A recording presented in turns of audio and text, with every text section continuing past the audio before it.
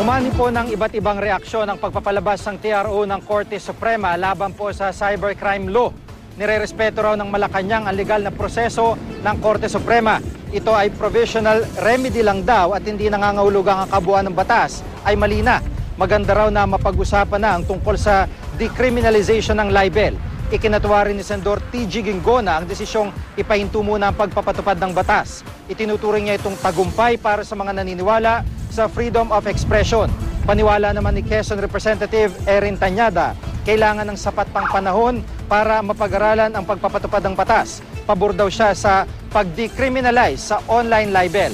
Para naman po sa akbayan, dapat daw isunod sa paglalabas ng TRO ang pag-deliberate ng mga naihaing petisyon kontra dito para maamyendahan ng batas.